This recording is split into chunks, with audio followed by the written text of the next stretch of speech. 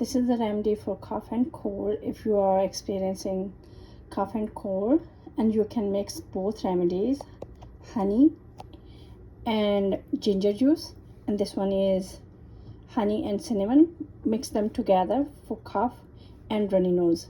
If you have just cough, use cinnamon and honey. If you are having runny nose, then use just honey and ginger juice. If you are experiencing both, then you can mix it together. It works like magic. You have to continuously use it for 2 to 3 days. 1 teaspoon in the morning and 1 teaspoon in the evening. That's it. Thank you for watching.